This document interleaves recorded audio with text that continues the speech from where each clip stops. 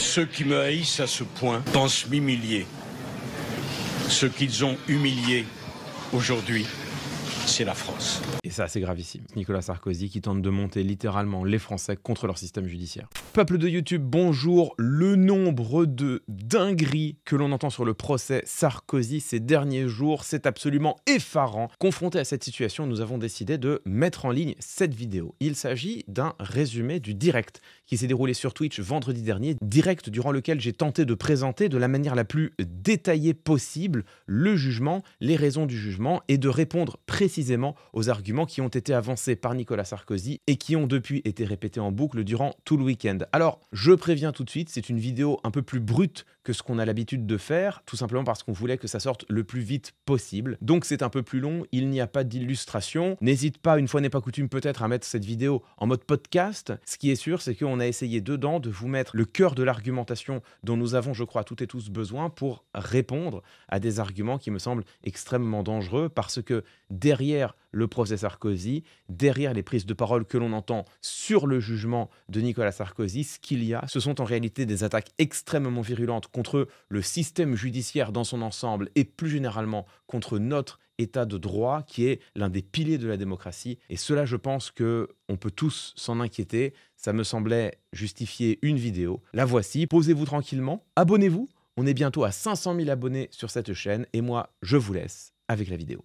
Donc, on est en train de parler de l'affaire dite du financement libyen de la campagne de 2007. Qu'est-ce qui était reproché à Nicolas Sarkozy? Pas seulement à Nicolas Sarkozy, parce qu'ils étaient nombreux dans le box des accusés. Il y avait surtout, aux côtés de Nicolas Sarkozy, ses deux bras droits qui ont tous les deux été condamnés, eux aussi, à des peines de prison ferme, Brice Hortefeux et Claude Guéant. Le fond de l'affaire est extrêmement simple. Ce qui est reproché à Nicolas Sarkozy et à ses plus proches collaborateurs, c'est d'avoir conclu un pacte de corruption avec Abdallah Senussi, le numéro 2 du régime libyen.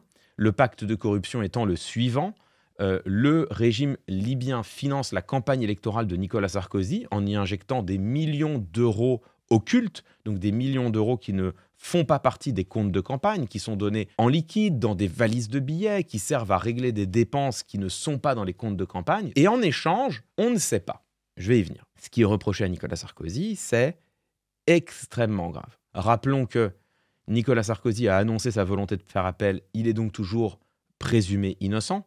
Ça n'est pas parce qu'il est présumé innocent qu'on n'a pas le droit, nous, de nous forger un avis sur l'affaire, d'en parler et de se fonder sur les éléments de preuve qui ont été produits. La présomption d'innocence ne nous condamne pas, nous, à l'indécision. C'est un concept juridique qui dit simplement que quand tu es accusé de quelque chose et que tu te présentes devant le tribunal, c'est à l'accusation de prouver que tu es coupable et pas à toi de prouver que tu es innocent. Nicolas Sarkozy était accusé de n'avoir ni plus ni moins que biaisé les élections. En France, le financement des campagnes électorales est très encadré. Il y a un plafond de 7 500 € par an et par personne que tu peux donner. En France, tu contribues à titre personnel et jamais au titre de ton entreprise. Et surtout, en France, il y a un plafond de dépenses que tu n'as pas le droit de dépasser. Nicolas Sarkozy a accepté une somme d'argent considérable en un seul versement venu non seulement d'une seule source, mais de surcroît d'une source étrangère. Et c'est encore plus grave, puisque cet argent étant occulte, il fait exploser le plafond de dépenses. Ce qui fait que Nicolas Sarkozy, en 2007,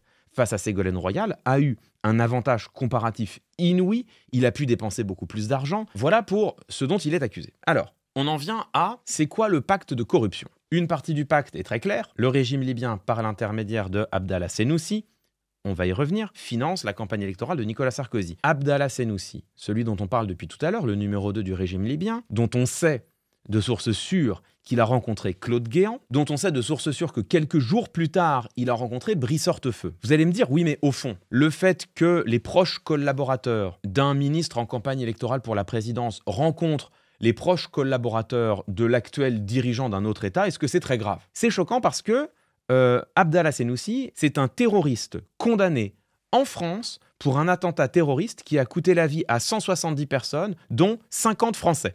Le vol DC-10 du 19 septembre 1989 qui relie le Tchad à la France, N'Djamena à Paris, cet avion explose en vol. C'est un attentat à la valise piégée qui fait 170 morts, dont 54 Français. Alors, ceux qui ont fait le coup, ce sont des agents libyens. On sait, parmi ceux qui ont fait le coup, qui est le principal impliqué, c'est Abdallah Senoussi. Abdallah Senoussi qui est condamné en France par contumace, il n'est pas présent, à la prison à perpétuité. Et la France émet pour cela un mandat d'arrêt international. Pourquoi la Libye a fait exploser l'avion? Il n'y a pas de certitude, on saura vraisemblablement jamais exactement. Le fait que ce soit Abdallah Senoussi qui est négocié directement avec Claude Guéant et Brice Hortefeux, c'est cette information-là qui a pesé très lourd au tribunal et qui a fait exploser, voler en éclats tout l'argumentaire de défense de Brice Hortefeux, Claude Guéant et, par prolongement, de Nicolas Sarkozy. C'est un peu embarrassant pour Claude Guéant et Brice Hortefeux d'être pris en flagrant délit. Ça, on a la preuve formelle que le rendez-vous avec Abdallah Senoussi a bien eu lieu. Donc, qu'est-ce qu'ils ont dit tous les deux? Ils ont dit « c'est un piège, j'étais pas au courant que j'allais rencontrer Abdallah Senoussi ». Le tribunal n'a pas considéré que cette ligne de défense était crédible. Pour une raison que tout le monde peut comprendre. Claude Guéant qui se fait entourlouper par Abdallah Senoussi une fois, tu peux toujours te dire « ça manque de prudence les gars, mais admettons ». 2 fois de suite à 4 jours d'intervalle, non. C'est cette rencontre-là qui a fondé la certitude de la Cour. Cela est le fait qu'il y ait des flux financiers, donc des virements de millions d'euros dont on a retrouvé trace. Ce sont ces 2 choses-là qui ont fondé la conviction de la Cour et la condamnation de Nicolas Sarkozy pour association de malfaiteurs. Je viens ensuite sur pourquoi est-ce qu'il est condamné pour association de malfaiteurs et pas pour les autres chefs d'accusation, notamment financement illégal de campagne et corruption. Ce personnage d'Abdallah Senoussi nous permet d'imaginer quelle était la contrepartie du pacte de corruption, souvenez-vous. L'une des hypothèses les plus fortes dans qu'est-ce qui était dans la balance, c'était que Abdallah Senoussi, un mandat d'arrêt international, c'est quand même un peu embêtant. Il semble que la première chose qui était attendue du régime libyen en retour de ces quelques millions donnés, c'était simplement le fait que la France allait lever le mandat d'arrêt international contre Abdallah Senoussi. Évidemment, il y a la deuxième partie du pacte de corruption, celle-là, tout le monde l'a vu. Les informations étaient tout à fait publiques. C'est la visite d'État somptuaire de Mouammar Kadhafi en 2007 à l'invitation de Nicolas Sarkozy. À l'époque, Mouammar Kadhafi est encore jugé infréquentable à l'échelle internationale. 6 mois après l'élection de Nicolas Sarkozy, Mouammar Kadhafi est reçu en grande pompe en France dans une visite d'État officielle. Mouammar Kadhafi est reçu dans l'hôtel de Marigny, très bel hôtel particulier de la République française. Il refuse de loger dans les chambres de l'hôtel Marigny. Et ce qu'il va faire à la place, c'est qu'il va planter sa tente, littéralement, dans le jardin de l'hôtel Marigny. Et là, vous voyez, Mouammar Kadhafi dans sa tente, qu'il a fait planter, installer dans les jardins de l'hôtel Marigny. Une partie des commentaires ont perçu ça à l'époque comme une vraie humiliation. Il y a quand même un petit côté genre, de toute façon, frérot, tu ne peux rien dire et que tu ne pourras rien me refuser. Aujourd'hui, rétrospectivement, ça ressemble à ça. On en vient à la condamnation de Nicolas Sarkozy et à ce que peu de monde ont compris. Nicolas Sarkozy n'a pas été condamné pour corruption.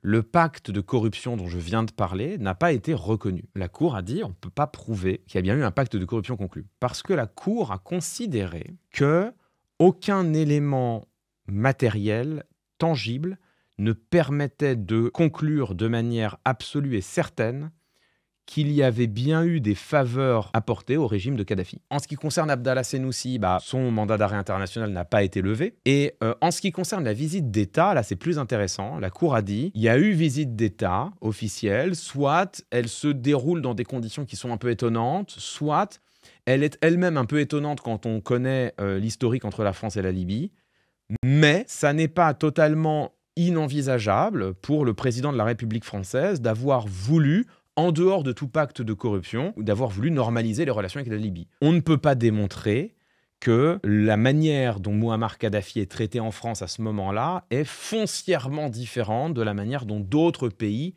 d'autres États ont pu être traités au même moment en France ou ailleurs dans le monde. Donc la Cour a dit, écoutez, le pacte de corruption, il n'est pas clair. La Cour a estimé qu'il subsistait ici un doute raisonnable et que ce doute raisonnable devait, comme c'est normal en droit français, bénéficier à l'accusé. Voilà pourquoi le tribunal n'a pas retenu l'accusation de corruption. C'est hyper intéressant, parce que là, ce que vous voyez, c'est que la Cour a été extrêmement précautionneuse. Nicolas Sarkozy n'a pas été reconnu coupable de financement illégal de campagne. Vous allez me dire, bon tout ce que tu dis s'effondre. S'il n'a pas été reconnu coupable de financement illégal de campagne, c'est bien qu'il est innocent. Alors non, le tribunal a estimé qu'il avait été prouvé des flux d'argent indubitables qui vont du régime libyen vers Claude Guéant et Brice Hortefeux. La Cour estime qu'au vu des pièces, des éléments qui ont été présentés, il existe bien suffisamment de preuves pour se forger la certitude que des flux d'argent massifs ont existé entre le régime libyen et les proches de Nicolas Sarkozy, notamment Claude Guéant et Brice Hortefeux. Il n'y a pas besoin d'être Sherlock Holmes pour relier les points. On le sait,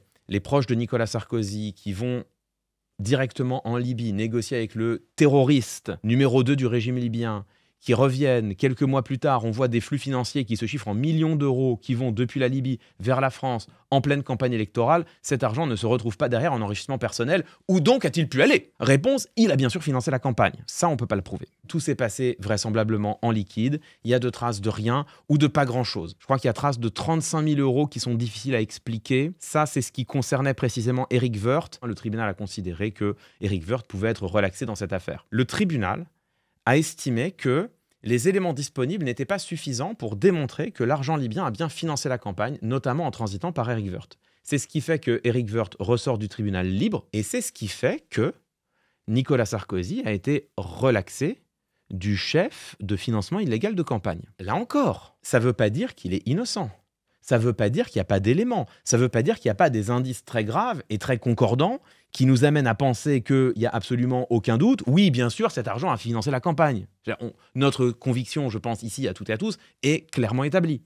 Mais la Cour a estimé, et certains la critiquent pour cela, la Cour a estimé qu'à cet endroit-là, il subsistait non pas un doute, mais plutôt une absence de preuves formelles, et que cette absence de preuves formelles interdisait, parce que le doute, l'absence de preuves dans le système judiciaire français doit bénéficier à l'accusé. Ce doute, cette absence de preuves formelles interdisait de condamner Nicolas Sarkozy pour financement illégal de campagne. Je trouve que le tribunal a été en cette affaire d'une très grande précaution et cela me semble, moi, salutaire. Il est impossible de présenter le jugement de Nicolas Sarkozy comme excessivement sévère, comme un jugement politique, pour les raisons que je viens d'exposer, et j'espère vous en avoir convaincu.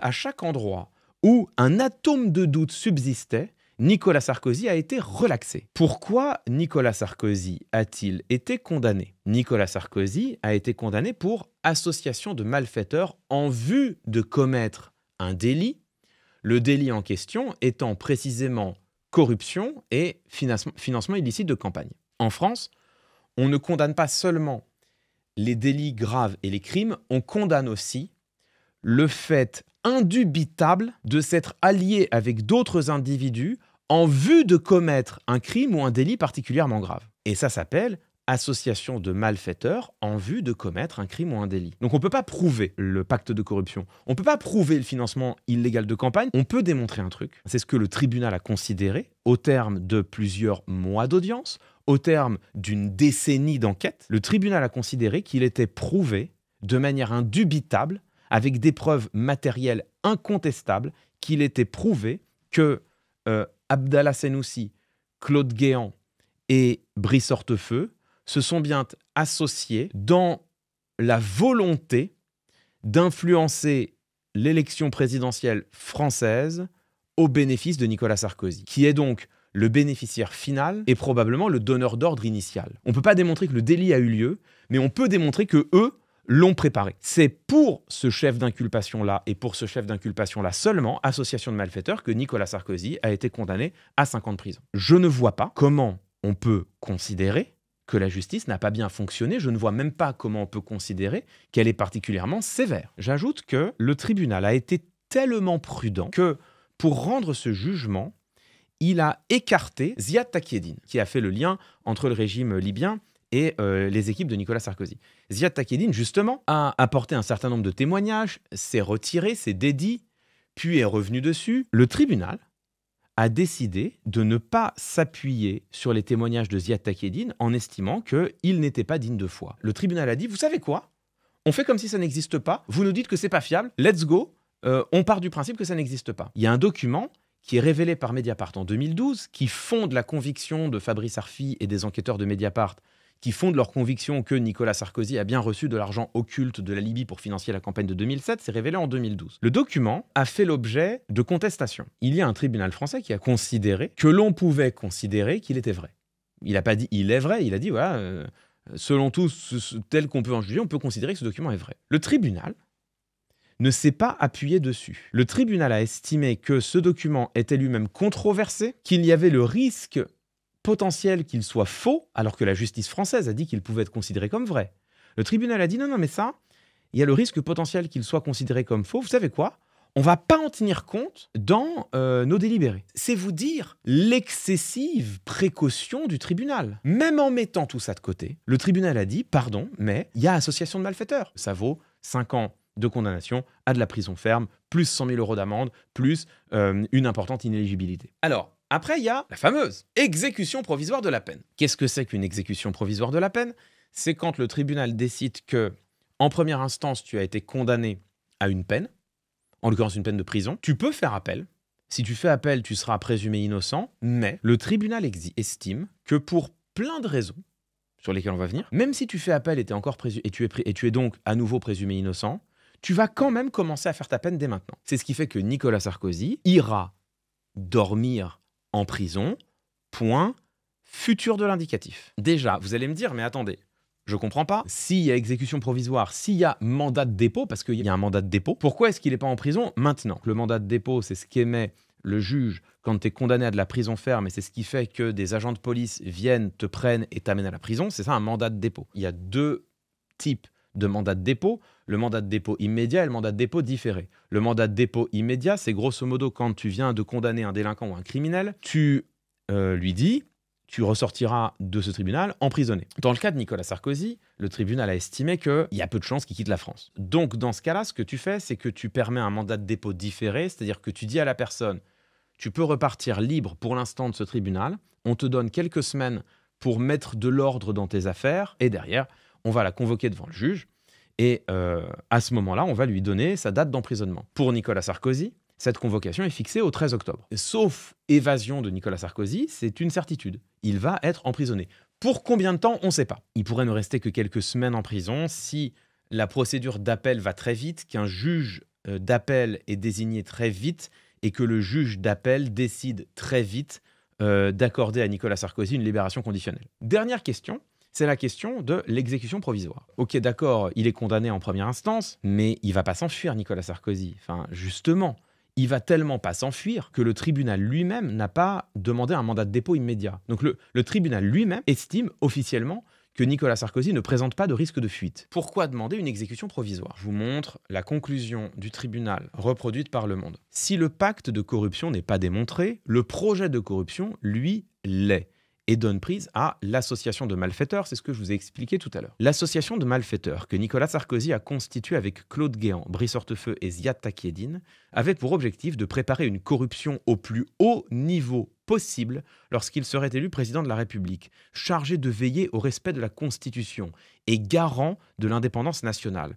Il s'agit donc de faits d'une gravité exceptionnelle, de nature à altérer la confiance des citoyens dans ceux qui les représentent et sont censés agir dans le sens de l'intérêt général, mais aussi confiance dans les institutions mêmes de la République. Le tribunal prononce une exécution provisoire de la peine, non pas parce qu'on aurait peur que Nicolas Sarkozy s'enfuit, le tribunal lui-même considère que non, Nicolas Sarkozy ne va pas s'enfuir. La présidente dit exécution provisoire parce que là, ce qui est en jeu, ça n'est pas seulement, ce sont les mots même de la présidente, ce qui est en jeu, ça n'est pas seulement sanctionner un homme qui a commis des faits d'une exceptionnelle gravité contre la République.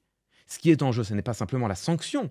Ce qui est en jeu, c'est de garantir, voire de rétablir la confiance des citoyennes et des citoyens dans leurs institutions. Et pour rétablir la confiance des citoyennes et des citoyens dans leurs institutions, il est, nous dit la présidente, capital que Nicolas Sarkozy, après une telle condamnation dans une telle affaire, ne ressorte pas libre de la salle d'audience. On ne peut pas considérer que ce soit injuste, politique, du jamais vu, de l'acharnement ou de la haine de la part de la magistrate. C'est une décision fondée. Il ne faut pas dire c'est politique parce que quand la droite, c'est ce qu'on va écouter dans un instant, quand la droite dit, elle, c'est une décision politique, elle ne veut pas dire c'est une décision qui est rendue avec un argument qui est de nature politique. Elle veut dire c'est un jugement biaisé de la part de juges rouges. Sauf si vous êtes des sarkozystes, auquel cas, allez-y, dites que du coup, vous voyez bien que l'argument est politique. Bon, si vous voulez. Mais si vous n'êtes pas sarkozyste, et si vous considérez que le jugement a été bien rendu, ce qui est mon cas,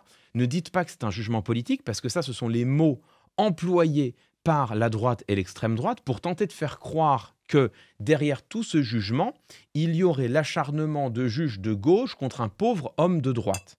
Et ça n'est pas vrai. Ça n'est tellement pas vrai que, vous allez voir. Dernier élément, à ceux qui diraient, mais si c'est un jugement politique, parce que sur le fondement d'un argument politique, la juge a rendu une décision exceptionnellement sévère. Non, ça n'est pas une décision exceptionnellement sévère. Article de Libération publié hier, condamnation de Sarkozy, les questions après le jugement. Que signifie l'exécution provisoire? L'exécution provisoire, ça n'est pas une mesure pour éviter que la personne fuit, c'est, vous le voyez, une mesure indispensable pour garantir l'effectivité de la peine au regard de l'importance du trouble à l'ordre public causé par l'infraction. C'est exactement ce dont on parle là. Le trouble à l'ordre public, c'est une perte de la confiance des citoyens dans leurs institutions. C'est le fait de se dire, vous voyez bien, on est dirigé par des pourris. Là, le trouble à l'ordre public, c'est un ancien chef de l'État dont on découvre qu'il a été élu au terme d'une élection biaisée par l'argent libyen. Pardon, mais dans la famille, perte de confiance dans les institutions, le trouble à l'ordre public, il est exceptionnel. Le trouble à l'ordre public étant exceptionnel, il est tout à fait normal que le tribunal prononce une exécution provisoire pour garantir l'effectivité de la peine et prévenir le trouble à l'ordre public, en l'occurrence, une manière de commencer à réparer la confiance des citoyens à leurs institutions, confiance détruite notamment par Nicolas Sarkozy, une manière de commencer à rétablir cette confiance, c'est de l'envoyer en prison. L'exécution provisoire est un mécanisme utilisé massivement tous les jours par toutes les juridictions pénales aux comparutions immédiates. Grande pourvoyeuse de peine de prison, l'exécution provisoire est quasi systématique. 87% des jugements en 2023, selon les dernières statistiques du ministère de la Justice. En correctionnel, 58% des peines d'emprisonnement ferme sont mises à exécution immédiatement. C'est même 89% pour les peines d'une durée de 24 mois et plus. C'est le cas ici. La peine d'exécution provisoire effectuée par Nicolas Sarkozy n'a rien d'exceptionnel. Elle n'a rien d'anormal au regard de la gravité des faits commis. Elle est même tout à fait cohérente avec l'ampleur de la peine qui le frappe, c'est-à-dire une condamnation à 5 ans de prison ferme. Le jugement rendu est un jugement qui, dans sa décision, est excessivement prudent, a volontairement écarté des éléments qui auraient pu, et même, diront certains, qui auraient dû être pris en compte dans le jugement. Volontairement écarté pour ne laisser place à aucun doute. Donc c'est une condamnation qui est exceptionnellement prudente. Et il me semble que c'est tout à fait bien qu'elle le soit. La peine prononcée n'a rien d'exceptionnel. Nicolas Sarkozy est condamné à 5 ans de prison ferme, il en risquait le double. Le quantum de la peine n'a absolument rien de choquant. Nicolas Sarkozy est condamné à exécuter sa peine immédiatement, comme c'est le cas dans 90% des peines de correctionnel qui dépassent 2 ans de prison. Pour une peine d'une telle gravité, dont découle un tel trouble à l'ordre public, l'exécution provisoire paraît parfaitement normale. Il n'y a, dans ce jugement, qu'une seule et unique chose choquante, ce sont les actes commis par Nicolas Sarkozy et pour lesquels il a été condamné coupable en première instance. C'est la seule chose qui choque. Tout le reste, c'est l'application stricte et même l'application incroyablement prudente de la loi de la République française. Voilà pour le cœur de l'affaire. C'est pas fini, maintenant il nous reste la partie sympa. Là, on va écouter tout de suite la réaction de Nicolas Sarkozy lui-même. Ce qui s'est passé aujourd'hui est d'une gravité extrême pour l'état de droit, pour la confiance qu'on peut avoir pour la justice. La définition de l'état de droit, c'est l'égalité des citoyens devant la loi. C'est pour cela que j'ai pris autant de temps pour vous démontrer à quel point il a été traité par la justice comme tous les autres justiciables, pas moins bien. Probablement même peut-être un peu mieux. Et Nicolas Sarkozy vient nous expliquer que cette décision de justice violerait l'état de droit. Je vous ai toujours dit que le verrou qui sauterait pour faire basculer la France dans l'autoritarisme, voire le fascisme, ce seraient les attaques contre l'état de droit, que ce seraient les attaques contre le système judiciaire et notamment contre le Conseil constitutionnel. C'est pas le Conseil constitutionnel qui est en jeu là, bien sûr, mais c'est le système judiciaire dans son ensemble et c'est le concept d'état de droit. On nage en pleine post-vérité, Nicolas Sarkozy contredit le réel les yeux dans les yeux, il décrit le réel d'une manière contraire à ce qu'il est réellement. Ce qui est grave, c'est de voir que une fois encore, cette post-vérité est utilisée pour attaquer le concept qui sera le verrou permettant, s'il cède, permettant à l'autoritarisme de s'imposer en France. Et ce que nous sommes en train de vivre, ce qui découle de cette condamnation, c'est une attaque inouïe contre l'état de droit, et ça, nous devons y être plus que jamais vigilants. Plus de 10 ans d'enquête. C'est précisément un argument pour aller dans le sens de la confiance en la justice, hein, plus de 10 ans d'enquête. Des millions d'euros dépensés pour trouver un financement libyen dont le tribunal correctionnel vient de dire qu'il n'a pas pu, et pour cause, être trouvé dans ma campagne. Le « et pour cause » est intéressant. Il fait comme si il n'y avait aucun versement d'argent libyen, alors que le versement d'argent libyen, il est littéralement démontré. Le tribunal a été plus loin en déclarant solennellement que le document Mediapart, qui était à l'origine de cette procédure, était, je cite, un faux. C'est là où la prudence du tribunal se retourne contre lui. Ce document, un autre tribunal, par 3 jugements successifs, a jugé que si c'était bien un vrai et il était bien digne de foi. C'est là où la prudence du tribunal, pour précisément qu'on ne puisse utiliser aucun aspect de la procédure contre le jugement, se retourne un peu contre le jugement. J'ai été renvoyé devant ce tribunal pour 4 délits. Sur 3, j'ai été relaxé. Je suis donc condamné pour avoir prétendument laissé faire 2 de mes collaborateurs qui auraient eu l'idée d'un financement illégal de ma campagne. L'existence des flux financiers est démontrée. Il n'y a pas d'enrichissement parallèle des collaborateurs en question. J'ai envie de vous dire, bon, on a une petite idée d'où est l'argent. Depuis toutes ces années, j'ai assumé toutes mes responsabilités. De telle façon que la présidente du tribunal a dit « Il n'y a aucun enrichissement personnel à vous reprocher ». Ce qui n'a jamais été ce qu'on lui reprochait. Et la conclusion qu'en tire le tribunal, c'est que je dois passer 5 années en prison. Et alors même qu'on connaît mon adresse, que j'ai assumé toutes mes responsabilités, le tribunal prononce l'exécution provisoire pour me voir dormir en prison le plus tôt possible. On a apporté, dans les 2 heures qui précèdent, absolument tous les contre-arguments à ce que dit Nicolas Sarkozy. Il s'attarde vraiment sur « il n'y a pas de financement illégal, il n'y a pas de corruption ». En fait, c'est pas ça. C'est que il y en a, un atome de doute subsistait et le tribunal, par précaution, a décidé de ne pas prononcer de condamnation sur ces chefs d'accusation. Mais l'association de malfaiteurs qui le vise directement est déjà en elle-même absolument accablante. Association de malfaiteurs avec un malfaiteur, et même plus que ça, avec un terroriste. Enfin, c'est d'une gravité hallucinante. C'est une présentation biaisée, il a le droit de la présenter de manière biaisée, nous on a le droit de le contredire, d'aller creuser et d'apporter les objections. Mais tout ce qu'il vient de dire là-dessus qui est assez efficace, et qui peut, si tu n'as pas bien connaissance de tout ce qui s'est passé, de pourquoi le tribunal a prononcé telle peine et a retenu tel chef d'accusation et pas tel autre, si tu n'as pas tout ça en tête, ce que dit là Nicolas Sarkozy, ça peut être de nature à te faire douter. Ça, c'est du débat public, moi j'ai pas de problème avec ça. C'est agaçant, mais j'ai pas de problème. J'ai beaucoup plus de problèmes quand Nicolas Sarkozy attaque l'état de droit, et vous allez voir que ça ne s'arrête pas là. Je demande aux Français d'apprécier ce qui vient de se passer. La haine n'a donc décidément aucune limite. Cette phrase-là également, quand Nicolas Sarkozy dit ça, il prétend que le jugement aurait été rendu par des juges qui seraient précisément politiques, des juges rouges. C'est une attaque directe contre la légitimité de l'institution judiciaire. C'est un ancien président de la République française, ancien garant des institutions, qui nourrit le doute le plus profond et le plus violent contre les institutions elles-mêmes. Et comme je vous le dis à chaque fois, n'oubliez jamais, quand on attaque la justice, on ouvre des brèches contre le Conseil constitutionnel, qui est l'un des sommets avec le Conseil d'État de la pyramide judiciaire en France.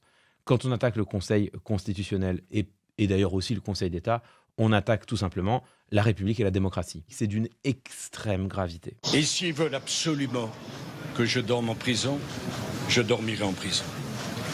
Mais la tête haute. Naturellement, je ferai appel. Sans doute devrais-je comparaître les menottes aux mains devant la cour d'appel. Petit appel au pathos, mais les 2 phrases qui sont vraiment gravissimes, c'est la prétendue haine des magistrats et l'état de droit. Là, bon, appel au pathos, appel aux émotions, appel à la compassion. Après, ça va, Nicolas. Bizarrement, on compatit pas tant que ça. En tout cas, en ce qui me concerne. Ceux qui me haïssent à ce point... Retour, encore une fois. Là, par contre, c'est une attaque directe contre l'institution judiciaire. ...pensent m'humilier.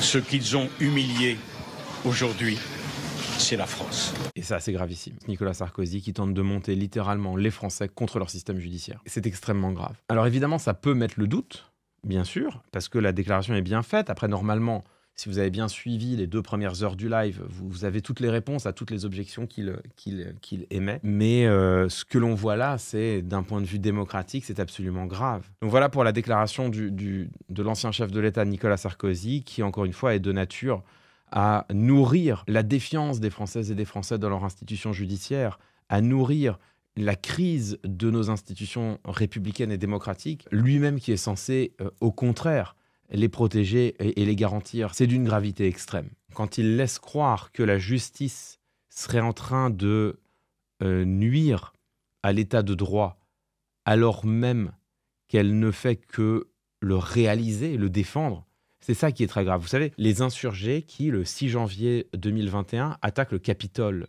aux États-Unis. Les mêmes insurgés qui, 1 an plus tard, attaquent la place des 3 pouvoirs à Brasilia. Dans le premier cas, sous l'inspiration de Donald Trump, dans le second cas, sous l'inspiration de Jair Bolsonaro. Ces insurgés-là n'ont pas en tête de faire chuter la démocratie. Ils croient la défendre. Donald Trump a intoxiqué ses partisans jusqu'à ce que ces partisans croient que l'élection leur avait été volée et que donc tenter de faire échec à la proclamation des résultats, c'était défendre la démocratie. Alors que ce faisant, il l'attaquait. C'est ça toute la perversité de la post-vérité. La post-vérité a permis aux États-Unis et au Brésil, c'est la même histoire avec Bolsonaro, que des citoyens pensent honnêtement défendre la démocratie alors qu'ils étaient en train de l'attaquer et de la mettre en cause. Eh bien là, en France, on voit la même chose, mais avec l'état de droit. Nicolas Sarkozy aujourd'hui, comme Marine Le Pen hier, se prétendent victimes d'atteinte à l'état de droit, appellent leurs partisans à se lever pour défendre l'état de droit, alors même qu'ils n'ont été condamnés à ce qu'ils ont été condamnés qu'en vertu de l'état de droit. Et que, en l'espèce, venir défendre contre vents et marées, contre la procédure qui a été respectée, venir défendre Nicolas Sarkozy ou Marine Le Pen, ça n'est pas venir défendre l'état de droit, c'est l'attaquer justement. C'est exactement le même procédé qui a mené aux États-Unis et au Brésil à 2 tentatives de coup d'État et que l'on voit en France être en train de se dérouler pour attaquer l'état de droit lui-même. Je vous rappelle qu'il y a un homme qui n'attend rien de mieux que de mettre à bas l'état de droit, c'est Bruno Retailleau. Quand on voit une telle menace qui pèse aujourd'hui sur l'état de droit et sur la République en France, de telles attaques, celles de Nicolas Sarkozy et de Marine Le Pen sur l'état de droit, sont d'une irresponsabilité folle. Et là, c'est d'autant plus vrai quand ça vient de la bouche d'un homme qui a été président de la République et garant des institutions. Ça rend fou, hein. Ça rend fou.